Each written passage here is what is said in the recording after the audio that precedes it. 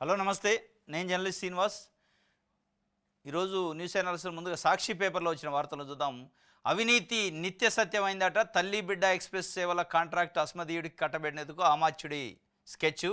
500 వాహనాలతో సేవల కల్పనకు టెండర్లు పిలిచిన ఏపీఎంఎస్ఐడిసి. 3 ఏళ్ల కాల పరిమితికి కాంట్రాక్టు మరో 2 ఏళ్లు పొడిగించేందుకు అవకాశం. ముందే ఓ సంస్థను ఎంపిక చేసి పేరుకే టెండర్లు నిర్వహిస్తున్న వైనం. ఒక్క బిడ్డు దాఖలైన ఆమోదించేలా రూపొందించిన నిబంధనలే నిదర్శనం. ఓ సంస్థతో డీల్ కుదిరించుకున్న ఆసుపత్రులకు జనరిక్ మందుల సరఫరాలోనూ అవినీతి పర్వం. దోచుకోవటం, దాచుకోవటం, పంచుకోవటం లక్ష్యంగా కూటమి నేతలు రెచ్చిపోతున్నారు.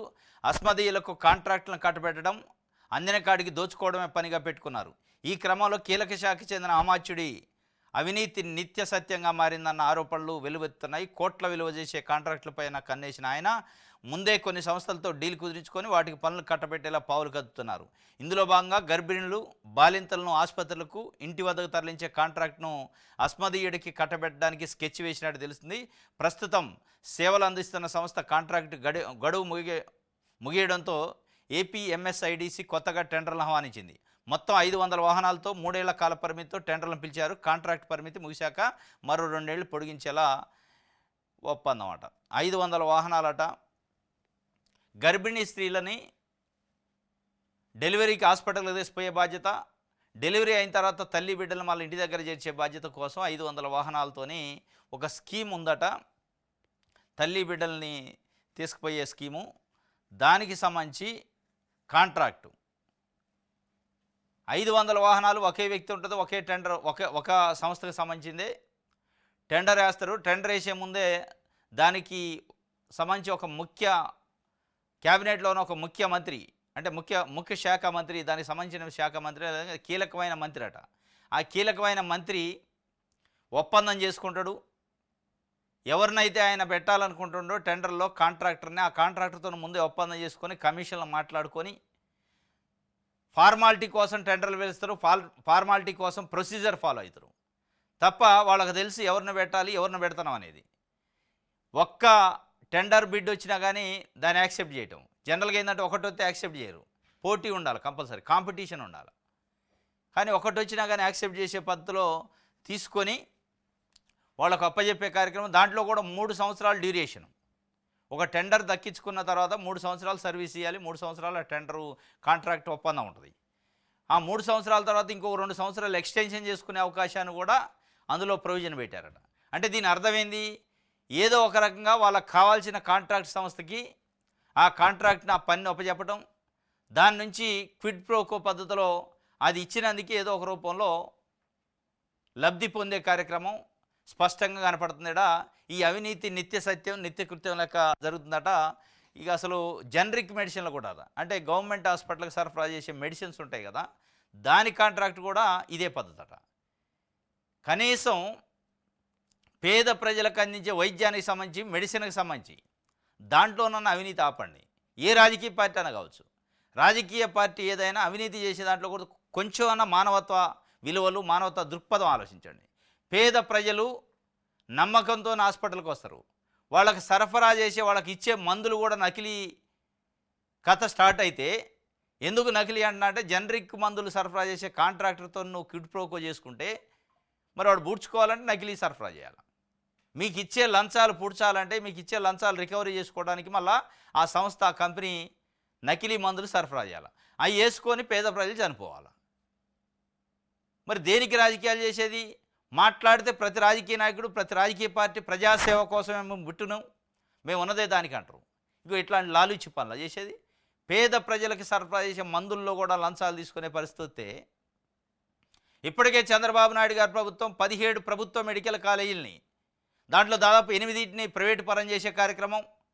ప్రైవేటుకి సీట్లు కోట్ల రూపాయలు పెట్టి ప్రైవేటు కాలేజీలు అమ్ముకునే పరిస్థితి, కొనుక్కొని మెడిసిన్ చదువుకునే పరిస్థితి. ఆ కొనుక్కొని చదివినోడు మళ్ళీ పేద ప్రజలపైన ప్రయోగం చేస్తారు, సంపతులు. ఇది ఆల్రెడీ జరుగుతుంది. ఇది ఇంకొక వైపు. మొత్తానికి విద్య, వైద్యం విషయంలో కూటమి ప్రభుత్వం చాలా నిర్లక్ష్యంగా దాని వెనక క్విడ్ ప్రోకో నడుస్తున్నది. విద్యలో కూడా అదే. ఇలా నారాయణ చైతన్య విద్యా సంస్థలు, గాయత్రి లాంటి విద్యా సంస్థలు, భాష్యం లాంటి విద్యా సంస్థలు ప్రమోట్ చేస్తున్నారు ప్రైవేట్ స్కూళ్ళని. ప్రభుత్వ స్కూల్ నిర్వీర్యం చేస్తున్నారు. ఏంది అంటే జగన్మోహన్ రెడ్డి పాప మీద అంటారు. జగన్మోహన్ రెడ్డి ఐబీ సిలబస్ పెట్టిండు, సిబిఎస్ఈ సిలబస్ పెట్టిండు, బైలింగ్వల్ టెక్స్ట్ బుక్లు పెట్టిండు, ట్యాబ్లు అందించిండు, ఇంటరాక్టివ్ ప్యానల్ మోడ్స్ పెట్టి చదువు చెప్పించిండు అనేది ప్రజలు అనుకుంటున్నారు. మరి మీరు చేస్తుంది ఏంది? ఇవన్నీ ఎత్తేసి నారాయణ శ్రీ చైతన్యకు అప్పచెబుతున్నారు పేరెంట్స్ని, పిల్లల్ని. ఇది మొత్తానికి విద్యలో వైద్యంలో ప్రైవేటీకరణ పేరుతోని తనకు సంబంధించిన వ్యక్తులను పెట్టుకునే కార్యక్రమం తెలుగుదేశం పార్టీ కూటమి ప్రభుత్వం చేస్తుంది. దీనివల్ల ప్రజలు ఇలా నష్టపోయే పరిస్థితి వచ్చింది. ఆ అవినీతి నిత్యకృత్యమైందట. దీనికి సంబంధించి ఒక వార్త ఇచ్చింది. ప్రైవేటీకరణపై ముందుకే విశాఖ స్టీల్ ప్లాంట్పై మారని కేంద్ర వైఖరి, ఆర్థిక వ్యవహారాల కేబినెట్ కమిటీ నిర్ణయం యథాతథం. ఉక్కు ఉద్యోగుల సంఘం ప్రధాన కార్యదర్శి పాడి త్రినాథ్ ప్రశ్నకు దీపం సమాధానం. ప్యాకేజీ తమ ఘనత అంటూ కూటమి పార్టీల సమరాలు. పెండింగ్ జీతాలకు సరిపోని ప్యాకేజీ డబ్బులు, ప్రైవేటీకరణను పూర్తిగా వెనక్కి తీసుకోవాలంటూ కార్మిక సంఘాల డిమాండ్. ప్రైవేటీకరణకు వ్యతిరేకంగా మొదటి నుంచి గళం ఇప్పుతున్న వైఎస్ఆర్సీపీ.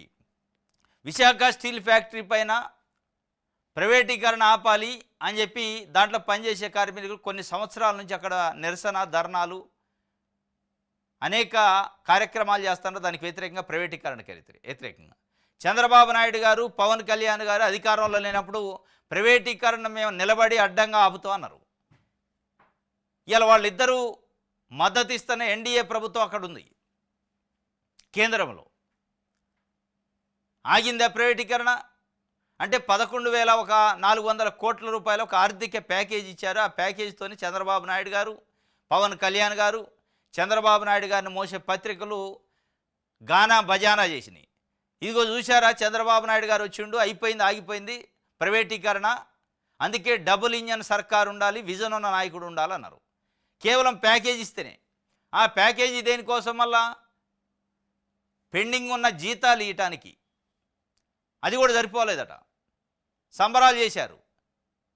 ఆ రోజన్న పత్రికలు కానీ కొన్ని రాజకీయ పార్టీలు ఇది కరెక్ట్ కాదు, ప్యాకేజీతోనే అయిపోయినట్టు ప్రైవేటీకరణ ఆగిపోయినట్టు కాదు, ఈ ప్రకటన కరెక్ట్ లేదంటే లేదు సాధించిండు, తీసుకొచ్చిండు, ప్రైవేటీకరణ ఆపి దాన్ని ప్రభుత్వపరమే ఉంచేటట్టు చేసిండు చంద్రబాబు నాయుడు గారని గప్పాలు కొట్టారు, ప్రచారం చేశారు, సంబరాలు చేసుకున్నారు, స్వీట్లు పంచుకున్నారు, బాంబులు పేల్చారు.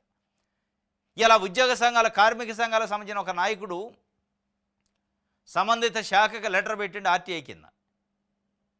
ఈ విశాఖ స్టీల్ ఫ్యాక్టరీకి సంబంధించి ప్రైవేటీకరణ ఆగిందా, పూర్తయిందా, ఆగిపోయిన ప్రక్రియనైనా, లేకపోతే మళ్ళా ఏమైనా ఉందా అంటే అట్లాంటిది ఏమీ లేదు, ప్రైవేటీకరణ ప్రాసెస్లోనే ఉంది, ప్రైవేటీకరణ అనే విధానాన్ని వెనక్కి తీసుకునే ప్రసక్తి లేదు, తీసుకునే ఆలోచన కూడా లేదని చెప్పింది. అంటే ఇప్పుడు ప్రైవేటీకరణ అవుతున్నట్ట ఆగినట్ట? ప్రైవేటీకరణ ముమ్మాటికి అవుతుంది. గతంలో ఏదైతే నిర్ణయం తీసుకున్నామో అదే నిర్ణయం ఉంది, ఎట్లాంటి మార్పు లేదు. కేవలం మేము ఇచ్చిన ప్యాకేజీ జీతాల కోసమే, ప్యాకేజీ ఇచ్చిన దానికి ప్రైవేటీకరణ ఆగటానికి సంబంధం లేదని చెప్పింది. ఇప్పుడు చెప్పాలి చంద్రబాబు నాయుడు గారు, ఇప్పుడు చెప్పాలి ఆయన మోసే పత్రికలు, టీవీ ఛానళ్ళు, సంబరాలు, సన్మానాలు చేసుకున్నాడు. ఏం చెప్తారు? పవన్ కళ్యాణ్ గారు మార్పు కోసం నేను రాజకీయాల్లోకి వచ్చిన ప్రైవేటీకరణని నేను అడ్డంగా నిలబడి ఆపుతున్నట్టు. ఇదంతా మోసం చేయటం, కార్మికుల్ని మోసం చేయటం, ఆంధ్రప్రదేశ్ని మోసం చేయటం తప్ప ఏం లేదు.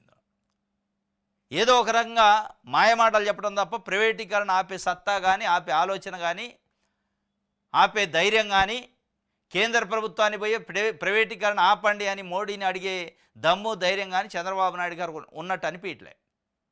ఎందుకంటే పోలవరానికి నిధులు తీసుకొచ్చేది కానీ, అమరావతికి నిధులు తీసుకొచ్చే వ్యవహారాలు మనం చూస్తున్నాం.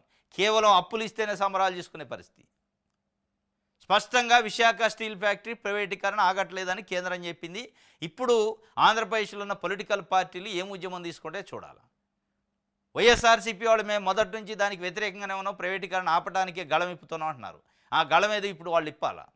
చంద్రబాబు నాయుడు గారు, పవన్ కళ్యాణ్ గారు వాళ్ళ గళం ఏమి ఇప్పుతారో ఇప్పాలా? ఇప్పుడు ఉంది కథగా. నిజంగానే చంద్రబాబు నాయుడు గారికి చిత్తశుద్ధి ఉంటే ప్రైవేటీకరణ ఆపట్లేదని ఇచ్చారు కాబట్టి మేము క్యాబినెట్ నుంచి బయటకు వస్తామని రిజైన్ చేసి రావాలా. మీకు అవసరమైన రోజు 2018 లెక్క బయటకు వస్తే ఎవడు నమ్మడు. ఇలా విశాఖపట్నం స్టీల్ ఫ్యాక్టరీ కార్మికులు కొన్ని సంవత్సరాల నుంచి ఉద్యమం చేస్తుంటే వాళ్ళ ఆత్మగౌరవం మీద దెబ్బ కొట్టి అయిపోయింది, ఆగిందని చెప్పి చెప్తే మళ్ళీ ఇలా ఉంది అని బయటకు వచ్చాక ఇంకా ఏమి ముఖం పెట్టుకొని కేంద్రంలో పొత్తుంటారు. ఉండాల్సిన అవసరం లేదుగా. ఏం వచ్చింది కేంద్రంలో పొత్తుండటం వల్ల? అమరావతికి ఏమైనా డబ్బులు నిధులు వచ్చిందా? పోలవరానికి నిధులు వచ్చినాయా? ఏమి రాలే, సున్నా, గుండు సున్నా వచ్చింది. ఇది ఒక వార్త. అయితే ఇంకోటి, చెరుకు పంటకు రైతు నిప్పంటించేటట గిట్టుబాటు ధర లేక గోవాడ షుగర్ ఫ్యాక్టరీలో సక్రమంగా క్రషింగ్ జరక్క రైతు కలత. కాలిపోతున్న పంటను చూసి బాధితుడు కన్నీరు. అనకాపల్లి జిల్లా దేవరపల్లి మండలం కొత్తపేంటలో ఘటన. కాలిన పంటను పరిశీలించిన జాయింట్ కలెక్టర్ పంటను తక్షణమే ఫ్యాక్టరీకి తరలించాలని ఎండీకి ఆదేశం. గిట్టుబాటు ధర లేదని ఆవేదన వ్యక్తం చేస్తున్న రొంగలి వెంకట్రావట. చెరుకు పంటకి 20 ఎకరాల చెరుకు పంటట. అనకాపల్లి జిల్లాలో దేవరపల్లి మండలం కొత్తపేంటలో 20 ఎకరాల చెరుకు పంట పెట్టుబడి పెట్టి పండించిండు. సరైన గిట్టుబాటు ధర లేదు, కనీసం కోసిన కూలీలు కూడా వచ్చే పరిస్థితి లేదు. దాన్ని కట్ చేస్తారు కదా చెరుకుని, కట్ చేసిన కూలీలు కూడా రావు అని చెప్పి కాలబెట్టినాడు. ఇలా కేంద్రంలో రాష్ట్రంలో ఉన్న ప్రభుత్వాలు సిగ్గు తెచ్చుకోవాలి, సిగ్గుతోని తలదించుకోవాలి. ఒక రైతు కష్టపడి పెట్టుబడి పెట్టి రక్తాన్ని చెమట రూపంలో దారబోసి పంట పండిస్తే ఆ పంటను కనీసం గిట్టుబాటు ధర ఇయ్యలేని పరిస్థితిలో ప్రభుత్వాలు ఉంటే మరి ఏం ప్రభుత్వాలు, ఏమి సీనియారిటీ, ఏం విజను? ఈ విజను వికసిత్ దేనికి? వికసిత్ ఆంధ్రప్రదేశ్ అని చంద్రబాబు నాయుడు గారు అంటాడు, వికసిత్ భారత్ అని మోడీ అంటాడు, విజన్ 2047 అని చంద్రబాబు నాయుడు గారు అంటాడు. పవన్ కళ్యాణ్ గారు అయితే నేను మార్పు కోసమే రాజకీయాల్లోకి వచ్చిన అంటాడు. ఏం మార్పు, ఏం విజను, ఏం వికసిత్? ఎడిపోతుంది దేశం, ఎడిపోతుంది రాష్ట్రం. ఈ రాజకీయాల కోసం హామీలు, రాజకీయాల కోసం మాటలు తప్ప కష్టపడే రైతుకి, కష్టాల్లో ఉన్న రైతుకి ఆదుకునే పరిస్థితి లేదు. కళ్ళ ముందే పండించిన పంటని కాల్చేసిండంటే ఇలా సిగ్గుపడాల్సింది ఇలా రాజకీయ నాయకులు, రాజకీయ పార్టీలు, ప్రభుత్వాలు. ఇంతకంటే దారుణం ఏముంటుంది? ఇలా అన్నదాత, రైతే వెన్నెముక భారతదేశానికి అంటారు. అట్లాంటి అన్నదాతే కన్నీరుతోని కళ్ళ ముందు తన పంటకి తనే నిప్పి పెట్టుకునే పరిస్థితి వచ్చిందంటే ఏం దౌర్భాగ్యం! ఎక్కడున్నాయి ప్రభుత్వాలు, ఎక్కడున్నాయి పార్టీలు, ఎక్కడున్నాయి రాజకీయ నాయకులు, ఎక్కడున్నారు? మాట్లాడితే చంద్రబాబు నాయుడు గారు నేను విజన్ అంటాడు, నేను పెట్టుబడులు తెచ్చినా అంటాడు. 6 లక్షల కోట్ల పెట్టుబడులు తెచ్చినా ఇట్లా పోయి అట్లా అంటాడు. ఎవరి కోసం పెట్టుబడులు, ఏం పెట్టుబడులు అయ్యి తెలియని పరిస్థితి. బయట నుంచి పెట్టుబడులు పెట్టి వ్యాపారం చేసుకోవడానికి వచ్చినోడికి అన్ని వస్తువులు ఇస్తారు. వాళ్ళకి ఏమైనా నష్టం వచ్చిందంటే కూడా వాడికి కట్టించే పరిస్థితి. ఇలా రైతు ఈ దేశం కోసం పంట పండిస్తే ఆయన గిట్టుబాటు ధర లేదంటే పట్టించుకునే నాదుడు లేడు. అంటే నేను కేంద్రానికి పోయిన మిర్చికి మద్దతు ధర కోసం ఫైట్ చేసిన అంటాడు. ఏంది నువ్వు చేసిన ఫైటు? 11,600 రూపాయలు గిట్టుబాటు ధర ఇవ్వండి అని లెటర్ రాస్తే అది పొంతనుందా? బోడుగుండుకి మోకాలకి లంకె పెట్టినట్టు ఉంది అది. ఇవాళ మిర్చి రైతు అదే పరిస్థితి, చెరుకు రైతు అదే పరిస్థితి, కందులు, పెసలు, మినుములు పండించిన రైతులు కూడా అదే పరిస్థితి. మాట్లాడితే మాది విజనం, అద్భుతమైన పాలన, మళ్ళీ దీనికి భజన పత్రికలు, భజన చేసే ఛానళ్ళు. నిజంగా ఇవాళ రైతులు, ప్రజలు ఎదుర్కొంటున్న సమస్యలను బయటికి రాకుండా చేస్తుంది ఇవాళ భజన చేసే పత్రికలే. ఇప్పుడు ఈ వార్త ఎక్కడన్నా ఉంటుందా? ఈనాడు, ఆంధ్రజ్యోతిలో ఉండదు. ఏం రైతు కాదా? ఇది పంట పండి కాలబెట్టింది వాస్తవం నిజం కాదా? అది ఆవేదన కాదా? అది సమస్య కాదా? రాయరు. ఎందుకు? ముఖ్యమంత్రి చంద్రబాబు నాయుడు గారుగా. ఇక ఆయన ఏది చేసినా అద్భుతమే. రైతు తన పంట తాను కాలబెట్టుకున్నా అద్భుతమే. ఇక అది కూడా చంద్రబాబు నాయుడు గారు కానతే. ఇట్లా రైతులు ఆత్మహత్య చేసుకున్నా అది ఆయన ఘనతే. అద్భుతాలు జరుగుతున్నట్టు రాస్తారు. ఇది రైతు తన పంటకు తానే పాపం నిప్పి పెట్టుకుంటూ నాకెవరూ స్క్రిప్ట్ ఇవ్వలేదు, సిఐడి విచారణలో స్పష్టం చేసిన పోసాని కృష్ణమురళి. పత్రికల్లో వచ్చిన వార్తలు అవాస్తవం, మోదీ అమిత్ షాలపై బాబు విమర్శలనే ప్రస్తావించా. ఆ వీడియోలు చూసి నిర్ధారించుకున్నాకే మాట్లాడే. చంద్రబాబు, లోకేష్, పవన్ గురించి ఎప్పుడూ అసభ్యంగా మాట్లాడలేదు అని చెప్పి పోసాని నిన్న కృష్ణమురళికి ఇన్వెస్టిగేషన్ సిఐడి విచారణ చేశారు. ఆ విచారణలో అసలు ఎవరు నీకు ఈ స్క్రిప్ట్ ఎవరు ఇచ్చారు, ఈ విమర్శలు చేయమని ఎవరు చెప్పారు, ఏమన్నా ప్రెస్ మీట్ పెట్టాలని డైరెక్షన్ ఎవరు ఇచ్చారని అడిగితే నాకు ఎవరు చేయలేదు, నాకు ఎవరి డైరెక్షన్ లేదు, నేనే స్వతహాగా పెట్టిన ప్రెస్ మీట్లు కానీ దానికి సంబంధించిన కంటెంట్ ముందే చూసుకొని వీడియోలన్నీ చెక్ చేసుకున్న తర్వాతనే మోడీ, అమిత్ షా పైన 2018లో చంద్రబాబు నాయుడు గారు బ్లాక్ షర్ట్స్ వేసుకొని ఏ విమర్శలు చేసిండో వాటినే ప్రస్తావించింది, నేను తప్పనలేదు. అదే మోడీ అమిత్ షాని దుర్మార్గులు అన్నాడు, ఈ దేశంలో ఉండడానికి అర్హత లేదని మళ్ళీ వాళ్ళనే పొగుడుతుండని చెప్పిన కానీ వేరే ఏం తప్పు మాట్లాడలేదు అన్నాడు.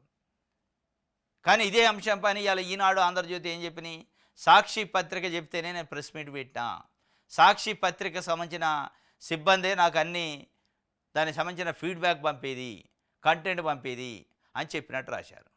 మరి ఏది నిజం ఏది అబద్ధం అనేది ఆ భగవంతుడికి తెలవాలి. ఇది మళ్ళీ ఎక్కడా కూడా సిఐడి బయటకు వచ్చి అఫీషియల్గా చెప్పలే.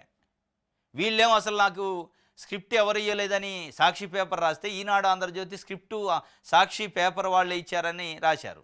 మరి వీళ్ళకి ఎవరు చెప్పారు, సాక్షికైనా లేకపోతే ఈనాడుకైనా ఆంధ్రజ్యోతికైనా ఈ అత్యుత్సాహం ఏంది?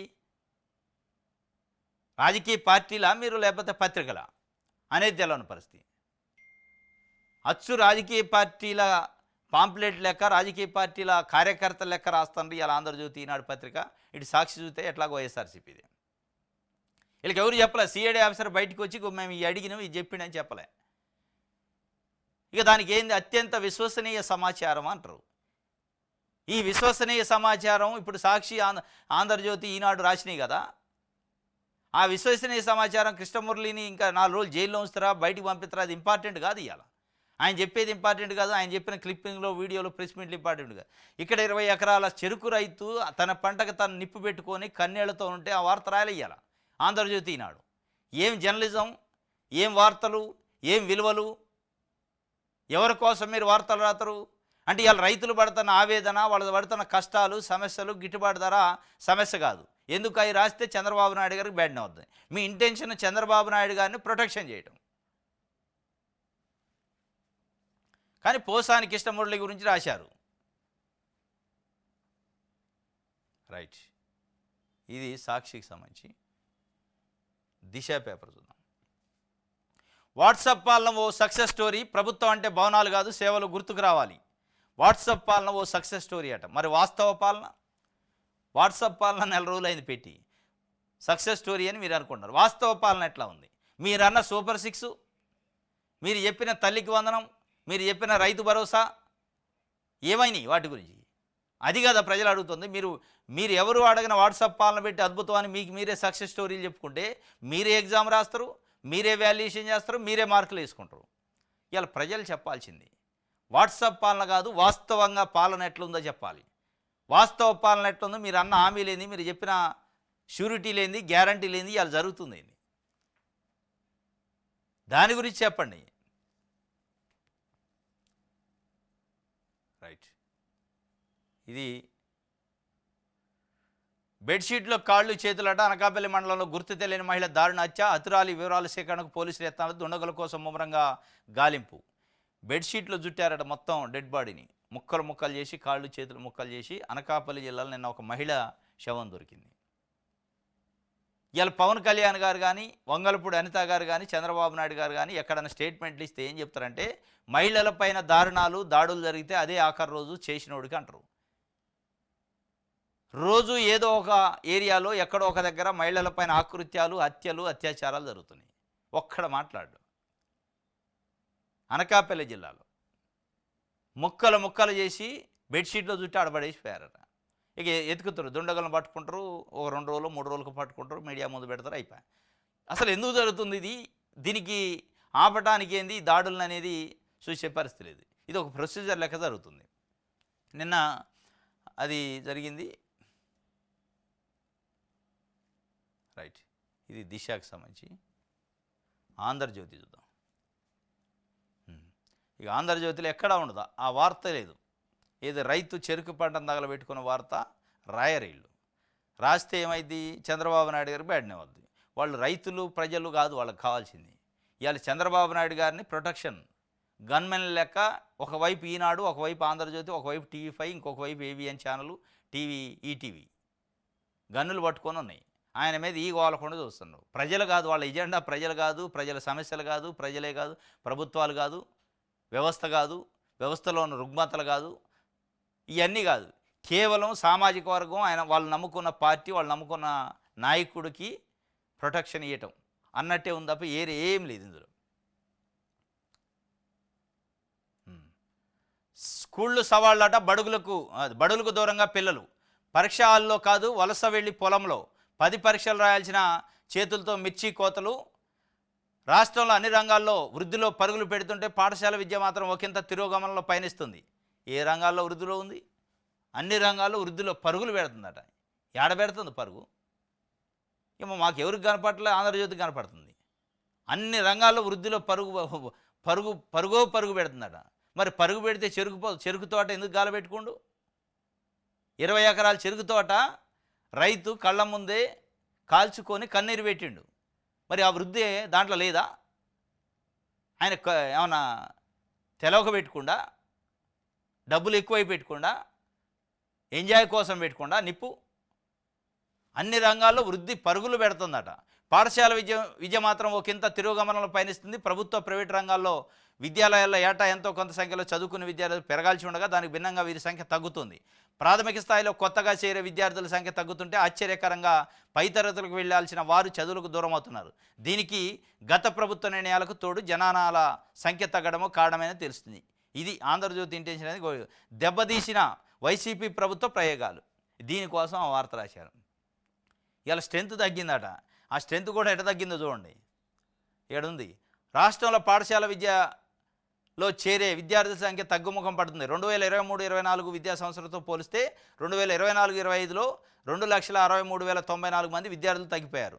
2023-24 అంటే జగన్మోహన్ రెడ్డి ప్రభుత్వం ఉన్నప్పుడు ఉన్న డ్రాప్ అవుట్స్ కంటే చంద్రబాబు నాయుడు గారు 2024-25లో డ్రాప్ అవుట్స్ ఎక్కువయ్యారట. అంటే 2,63,000 మంది చంద్రబాబు నాయుడు గారు ముఖ్యమంత్రి అయిన తర్వాత స్కూళ్ళల్లో జాయిన్ అయ్యే విద్యార్థుల సంఖ్య తగ్గింది. ఎవరు దీనికి కారణం అంటే ఆంధ్రజ్యోతికి ఏం కనపడుతుందంటే దెబ్బతీసిందట వైసీపీ పాలనా ప్రయోగం. వైసీపీ పాలన ఉన్నది ఇప్పుడు 2023-24లో. చంద్రబాబు నాయుడు గారు వచ్చింది ఇప్పుడు 24-25లో. తగ్గింది ఎప్పుడు? 24-25లో. ఇది రాయరు. 2,63,000 మంది చంద్రబాబు నాయుడు గారు ముఖ్యమంత్రి అయిన తర్వాత ఆయన అమ్మఒడి విషయంలో ఫెయిల్యూర్ అయిండు. తల్లికి వందనం ఇస్తానని ఇయ్యలేదు. ఇంగ్లీష్ మీడియం స్కూల్ని ఎత్తేసిండు. సిబిఎస్ఈ సిలబస్ లేదు. బైలింగ్వల్ సబ్జెక్టులు టెక్స్ట్ బుక్స్ లేవు, ట్యాబులు లేవు. ఇవన్నీ లేకుండా వాళ్ళకి ఏమి ఇవ్వకుండా వదిలేసి ఇక మీరు చదువుకోండి అంటే మరి మిరప తోటలో లేకపోతే ఆడుంటారు. ఇక వాళ్ళకి ఇవ్వాల్సిన తల్లికి వందనం ఇయ్యరైతురి, వాళ్ళకి ఇవ్వాల్సిన ట్యాబ్ ఇయ్యరైతురి, వాళ్ళకి ఇవ్వాల్సిన టెక్స్ట్ బుక్స్లు బైలింగ్వల్ టెక్స్ట్ బుక్లు ఇయ్యరైతురి. ఏది ఇవ్వకుండా సహాయ నిరాకరణ చేసి ఇక చదువుకోండి మీరంటే ఎడిపోవాలి వాళ్ళు? నారాయణ స్కూల్కి పోవాలా, డబ్బులు లేకపోతే మిరప తోటకు పోవాలా. ఇది కథ. ఇక దీనికి ఏంటంటే మళ్ళీ వైసీపీ ప్రభుత్వం కారణమని ఆంధ్రజ్యోతి ఈనాడు రాద్ది. మనం నమ్మాలా? ఏమనుంది ఆ పొంతన? 2023-24 కంటే డ్రాప్ అవుట్స్ బడి మానేసే పిల్లల సంఖ్య 2024-25లో 2,63,000 మంది తగ్గితే దానికి వైసీపీ ప్రభుత్వ విధానాలు కారణమని ఆంధ్రజ్యోతి రాసింది. మరి దీంట్లో నిజమెంత? ఈ భజన ఏంది? ఈ సన్మానాలు ఏంది? ఈ అబద్ధపు ఫేక్ వార్తలు ఏందో అర్థం కావట్లేదు. ఎవరి కోసం రాస్తారు ఈ వార్తలు? ఇలా కూటమి ప్రభుత్వం వచ్చాక స్పష్టంగా విద్య విషయంలో నిర్లక్ష్యం చేయడం వల్ల 2,63,000 మంది బడి మానేశారు. డబ్బులు కట్టలేని పరిస్థితుల్లో, నారాయణ చైతన్యాలు చదివించలేని పరిస్థితుల్లో. దానికి కారణం కూటమి ప్రభుత్వ వైఫల్యం. అది రాయరు. ఇది ఒక వార్త. ఇగో, నాతో మాట్లాడించింది సాక్షి మీడియానే. స్క్రిప్టు ఫోటోలు నాకు వారే ఇచ్చారు. నా కుటుంబం గురించి మాట్లాడటం వల్ల నేను కూడా ఆవేశంలో మాట్లాడాల్సి వచ్చింది. ఫిలిం కార్పొరేషన్ చైర్మన్గా 8 నెలలే ఉన్నా. వైసీపీ నుంచి ఎటువంటి లబ్ధి పొందలేదు. సిఐడి కస్టడీలో పోసాని కృష్ణమూర్తి వెల్లడి. అనవసరంగా రాజకీయాల్లోకి వచ్చిన ఆవేదన. సాక్షి మీడియాకి సిఐడి నోటీసులు. అది అసలు ఈ స్క్రిప్ట్ అంతా ఏంటంటే సాక్షి మీడియాకి ఇయటం కోసం. ఇక దాని తర్వాత జగన్మోహన్ రెడ్డి భారత్తో రకరకాలు చెప్తారు. ఇది పెద్ద వార్త. దీనికోసం మనం రాయాలి, మనం చదవాలి. ఇవాళ రైతు 20 ఎకరాల చెరుకు పంటని కాల్చుకుంటే గిట్టుబాటు ధర లేదని నిరసనగా దాని వార్త లేదు.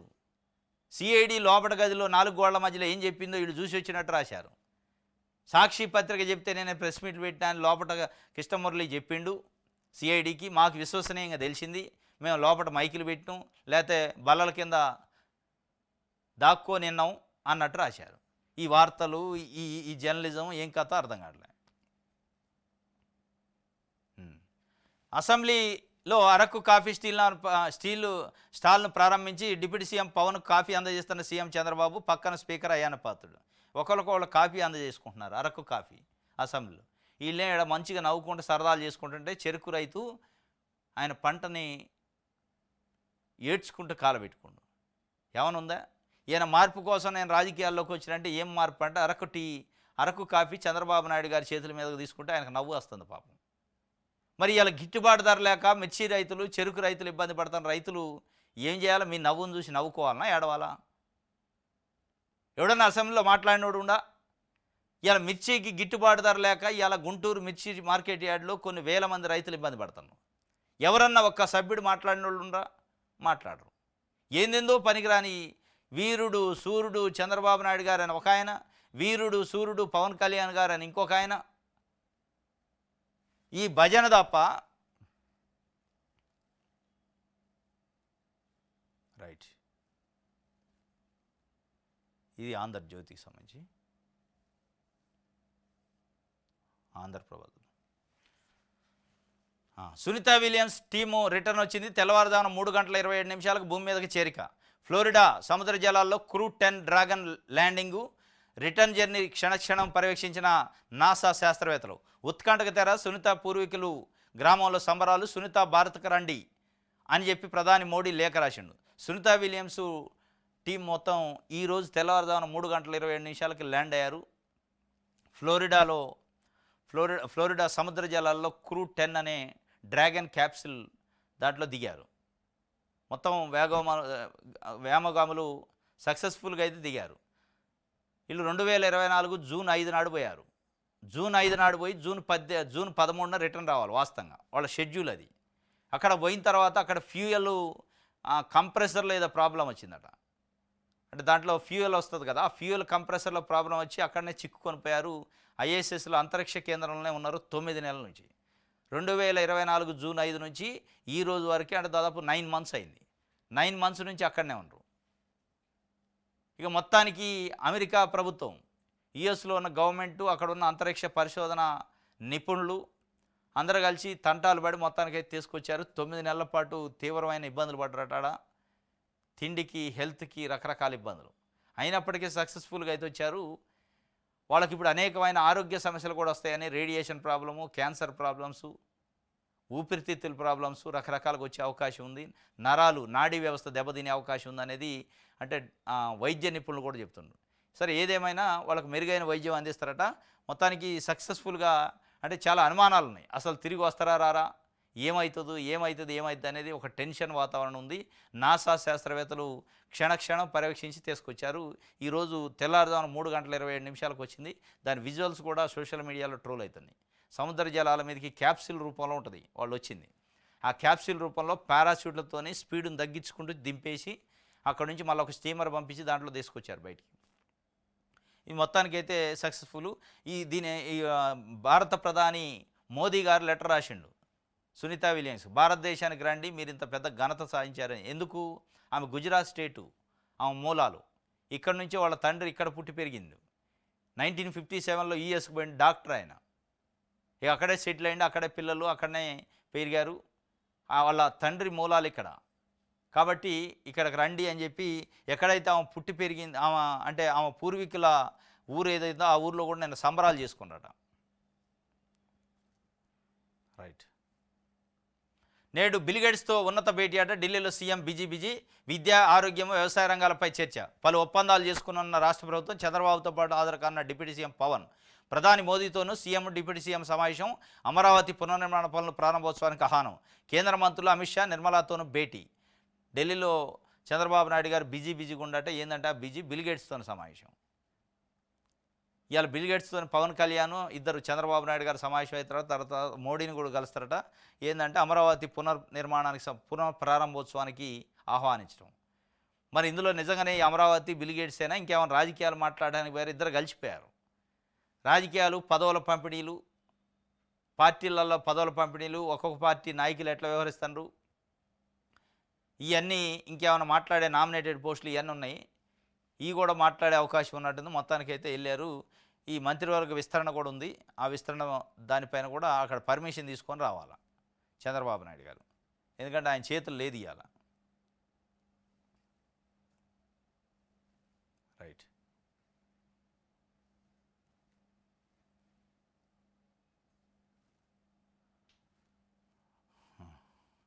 ఇది ఆంధ్రప్రభకు సంబంధించి. ఈనాడు చూద్దాం. 100 కోట్లు కొట్టేసేందుకు సినిమా కట్టుకథ, మట్టి సొమ్ము మింగేసిన గడ్డం గ్యాంగ్. మల్లాయపాలెం జగనన్న కాలంలో ఈ మేరకే కోట్లలో బిల్లులు పెట్టుకొని కాజేశారు. గుడివాడలో బూతుల నేత స్క్రీన్ ప్లే, పేద యువకుల పేరుతో పనులు, బినామీల ఖాతాలకు డబ్బు, జగనన్న కాలనీలో మెరక పనుల పేరుతో కోట్లు మళ్లింపు. ఆదాయ పన్ను కట్టాలంటే ఐటీ విభాగం తాకీదులు, డెత్ సర్టిఫికేట్లు ఇస్తాను తప్పించుకోండి అంటూ బాధితులకు సలహాలు. మోసపోయామంటూ విజిలెన్స్ అధికారులకు మొర, పంచాయతీలు తీర్మానం చేయించి సినిమా షూటింగ్కి ఆగిపోయిందట. ఇట్లా రకరకాల 100 కోట్ల కొట్టేసేందుకు సినిమా కట్టకథ కట్టిండట గుడివాడకు సంబంధించి గడ్డం గ్యాంగ్ అట.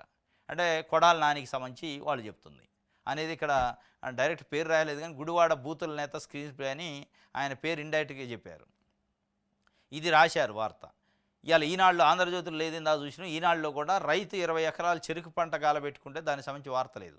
ఏముందంటే ఈ 100 కోట్ల కథ అట, ఆ కథ ఉందో లేదో తెలియదు. దాని గురించి ఇక్కడ అసెంబ్లీలో అరకు కాఫీ స్టాల్ స్థాపించారట. దానికి ఒకరికొకరు షేర్ చేసుకుంటున్నారు కాఫీ. చంద్రబాబు నాయుడు గారు, పవన్ కళ్యాణ్ గారు నవ్వుకుంటూ అది వేశారు ఫోటో. అది వార్త. ఇది వార్త. అరకు కాఫీ స్టాల్ అసెంబ్లీలో దాన్ని ఇన్స్టాల్ చేస్తే దానికి సంబంధించిన కాఫీని తాగుతుంటే పవన్ కళ్యాణ్ గారు, చంద్రబాబు నాయుడు గారు కాఫీ తాగుకుంటూ నవ్వుకుంటుంటే అది వార్త ఇది. కానీ 20 ఎకరాల చెరుకు పంటను తగలబెట్టుకున్న రైతుకు సంబంధించిన వార్త కాదు, అది సమస్య కాదు. ఇది ఈనాడు రాస్తున్న వార్తల విలువ.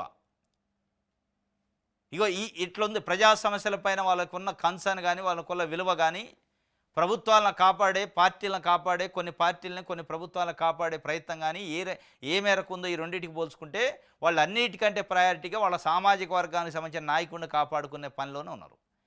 కాబట్టి మరి ఈ పేపర్లు, ఈ ఛానళ్ళను చూడాలా లేదా అనేది ప్రజలు ఆలోచించుకోవాలా. ఎంత దౌర్భాగ్యం. సరే, ఈ రాశారు 20 ఎకరాల చెరుకు పంటను కాలబెట్టుకున్న రైతు గురించి కనీసం 4 అక్షరాలు రాస్తే ఆయన తృప్తిగానే ఉండేది కదా పాపం.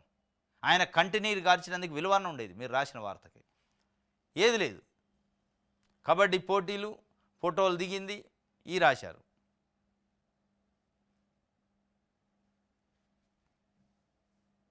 రైట్.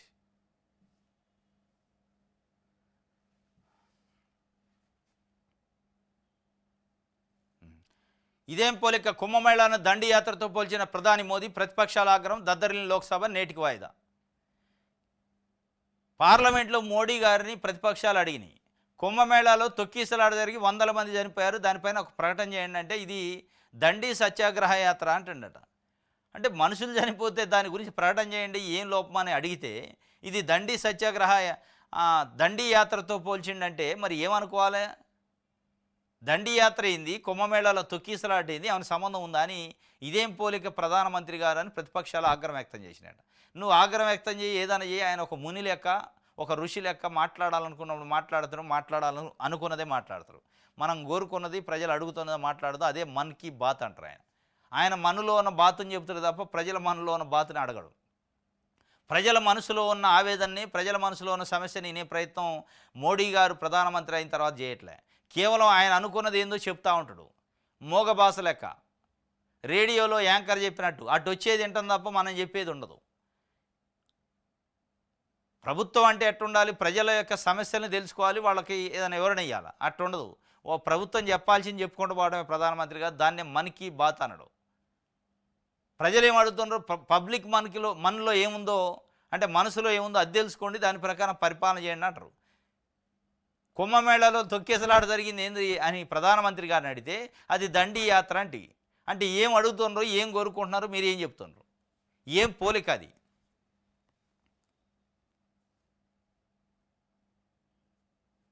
రైట్. మోగిన డప్పులు, సమస్యల పరిష్కారం కోసం మహాధర్నాకు భారీగా తరలివచ్చిన కళాకారులు, భోజనానికి వెళుతున్న నాయకుల అరెస్టు, తీవ్ర నిరసనలతో విడుదల. డప్పు కళాకారులు డప్పు ధరతో విజయవాడ ధర్నా చౌక్ మంగళవారం హోరెత్తింది. సమస్యలు పరిష్కరించాలని డిమాండ్ చేస్తూ ఆంధ్రప్రదేశ్ డప్పు కళాకారుల సంఘం ఆధ్వర్యంలో రాష్ట్ర వ్యాప్తంగా అన్ని ప్రాంతాల నుండి తరలివచ్చిన డప్పు కళాకారులు ధర్నా చౌక్లో కథం దొక్కారట. వయో పరిమితి లేకుండా డప్పు కళాకారులందరికీ డప్పు డ్రస్సు, గజ్జలు ఇచ్చి డప్పు పండుగ నిర్వహించాలని, జిల్లాలో డప్పు శిక్షణా కేంద్రాలు ఏర్పాటు చేయాలని వాళ్ళు పెట్టారట. మోగిందట డప్పు. డిఎస్సి మరింత జాప్యం, ఖాళీల భర్తీకి ఎస్సీ వర్గీకరణతో లింకు నిరుద్యోగుల్లో ఆందోళన. ఇక అయిపోయి అది ఎప్పుడూ లేటు. చంద్రబాబు నాయుడు గారు, లోకేష్ గారు ఏం చెప్పారు? నోటిఫికేషన్ వద్దే మార్చిలో ఎగ్జామ్ అన్నాడు. జూన్లో అపాయింట్మెంటే, వాళ్ళు జూన్ 12న కొత్త టీచర్లతోనే స్కూల్ ప్రారంభం అవుతుంది అన్నాడు. ఇవాళ మార్చి అయిపోవచ్చింది. అంతకుముందు దాకా లోకేష్ గారు ఏం చెప్పిండు? మార్చి 8కి ఎమ్మెల్సీ ఎన్నికల కోడ్ అయిపోద్ది, అయిపోగానే నోటిఫికేషన్, అయిపోగానే నోటిఫికేషన్, ఎగ్జామ్ టప్ప టప్ప టప్ప అయిపోద్ది, జూన్ 12 నాటికి కొత్త టీచర్ల అపాయింట్మెంట్ తీసుకొని స్కూల్కి పోవాలన్నాడు. ఇలా ఎక్కడున్నాం? మార్చి 19. దాని మీద ఉలుకు లేదు పలుకు లేదు. లేకపోక ఒక చిన్న మెలక పెట్టి కూర్చున్నారు. ఎస్సీ వర్గీకరణ ప్రాసెస్లో ఉంది కాబట్టి అది అయిన దాకా డిఎస్సి లేదు. అయిపోయా. కొన్ని లక్షల మంది గుండెల్లో గుణపం దింపారు. ఎందుకు గుణపం దింపారంటే, చంద్రబాబు నాయుడు గారు 2024 జూన్ 12 నాడు ప్రమాణ స్వీకారం చేస్తూ తొలి సంతకం మెగా డిఎస్సి పైన చేసిండు. మరి ఆ తొలి సంతకానికి దిక్కు లేనప్పుడు ఇక మలి సంతకాలకి ఏం దిక్కు ఉండదు దాని తర్వాత చేసిన వాటికి అంటే ఏముండదు.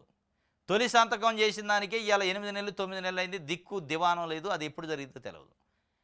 ఇవాళ నిరుద్యోగులు తొలి సంతకం చేసిండు కదా, మెగా డిఎస్సి 25,000 పోస్టులు ఎత్తడని వాళ్ళు చిన్న చిన్న ప్రైవేట్ ఉద్యోగాలు చేసేటోళ్ళు దానికి రిజైన్ చేసి కొద్దో గొప్ప పొదుపు చేసుకున్న డబ్బులు ఉంటే వాటిని పెట్టుకొని చదువుకుంటున్నారు.